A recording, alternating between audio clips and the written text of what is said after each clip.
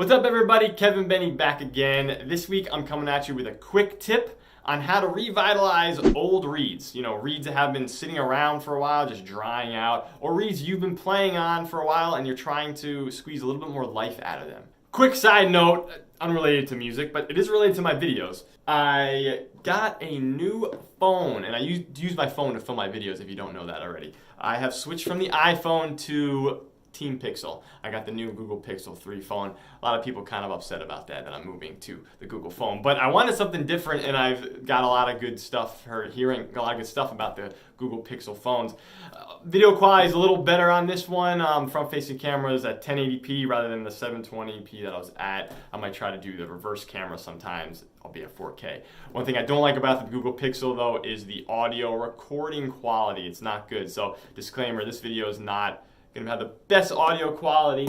I got this external mic for it, this Video Micro Rode microphone, but it's not working with the Google Pixel phone right now. I actually had a very frustrating time trying to figure out how to get this thing to work, and I can't. Just clicking, just popping, I don't know what's going on. Maybe it's the microphone, maybe it's the limiters or compressors within the software of the Google Video app. But anyway, that's all I wanted to say. Just keep everyone updated. Okay, let's get into how to revitalize your reeds.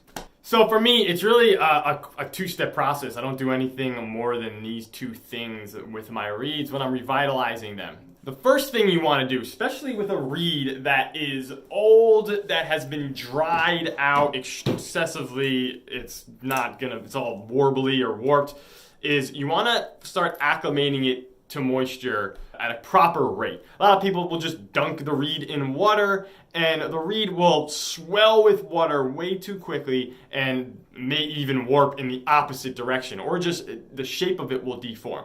So the best way to acclimate your reed to water is simply you wet it with your mouth. I'm a big advocate for wetting your reed in your saliva. I'll put a link to right there. I'll put a tag wherever.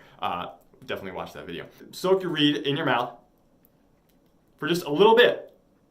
Make sure it's pretty damp, and all you want to do is set it on a table. This is a microphone box, whatever I'm using it, with the flat side up, okay? You're gonna let it sit there for like maybe 3 minutes, no more than 5 minutes. I would say 3 minutes is a perfect amount of time. Then pick it back up, wet it again, and you're gonna do that until basically you're gonna see either the tip is not warbly anymore. It's a nice flat tip. You can't really see it, but this has a flat tip. And you feel like the reed has a proper amount of moisture. I will do this maybe, the most I'll do it is maybe 4 times in a row. So I'll wet it, put it down for 3 minutes, wet it, put it down for 3 minutes, wet it, put it down for 3 minutes, and wet it one more time, right? That's 4 times, I think. Yeah, and I'll practice like while I'm doing that on another reed. That's a really great way to get your reed acclimated to moisture in a subtle way, so you don't just like overly saturate the reed with water. Now you can do that with water, just dunk it in water and then put it down. Dunk it in water, put it down. But again, I think saliva is better at conditioning a reed. Okay, so the next thing you can do, and this definitely works for reeds that you've been playing on for a long time. It also can work on reeds that are brand new and aren't playing at all. But you know, when you have a reed that is not playing, a lot of times it'll be warped. The flat part of the reed will be warped, either like concave, or actually concave, or the opposite way, convex. I can't do it with my hand, but you get the idea. So, I mean, there's lots of other ways reeds can be warped, but those are the 2 main ways they're going to be warped. So to deal with that, the easiest way to deal with that is getting really fine grit sandpaper. This is 600 grit. I recommend nothing less than, meaning that the number is not less than 600 grit. What I sometimes do is actually take 2 600 grit sandpapers and rub them together to make them a little bit more fine, a little bit more dull, because I'm not trying to take off a lot of wood from the back here, but anyway, you'll see what I'm talking about. Basically, I'll use this flat surface again. You want a flat surface. Marble works well. Wood sometimes is warped, so you got to be careful of that. A lot of reed players will get like glass planks to reface their reed. But all you're doing here, super simple thing. You want to avoid pressure on the tip itself, okay? Nothing on the tip itself. And all you're doing is lightly doing that. You can go back and forth. Circular motion is the best. Very light pressure. I'm using very light pressure here. Okay? And it should flatten out the reed a little bit. And those two things are going to help a lot with just bringing a reed back to life. Let's see how this one sounds now. Like, this was an old reed that I've been trying. I mean, I just bought a box reed, ordered a box of reeds, and I needed a box of reeds for like so long. So I've been trying to milk these reeds as long as possible. Let's see what this one sounds like now.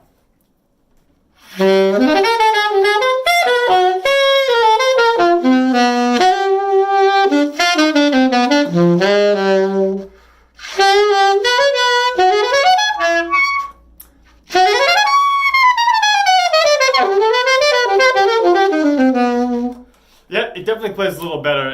It's definitely an old reed though, so it's it doesn't really have much life in there. But I would be able to play this at a gig, depending on the gig. If it was like a very acoustic type of thing, or the nuance in the tone really meant a big deal, I probably wouldn't play on this. But if I'm playing like pop music or playing electronic music, this works fine. So that's it. That's the quick tip for the day. Those two things are going to help out a lot. Let me know in the comments below if you have any tips that you can share. I know there's like a million of things you can do. Those are the things that I find work the best with the least amount of time. I'm all about spending the least amount of time on this stuff. And yeah, thumbs up if you liked it. Put a thumbs down if you didn't like it. Be sure to click on the link in the description below to sign up for weekly tips and tricks that I send out. It's all free. You also get some free sheet music that's going to help out with saxophone technique and maintaining your skills and things like that you'll get as soon as you sign up. Don't forget to subscribe with the bubble right there. And as always, stay inspired. Listening back to this, the audio quality is not as bad as I thought it was going to be. I did some research, and actually Google just came out with their last Android update, a software update to their internal microphone with the video recording app. So that's pretty awesome. Still not as good as the iPhone software and internal mic. Google definitely has a little bit more of a tinny quality, but I'm trying to get an external microphone to work with this anyway. But the fact that it's really a software issue, I do hope that Google keeps on pushing that forward. So that's just a little update I wanted to share. All right, take it easy.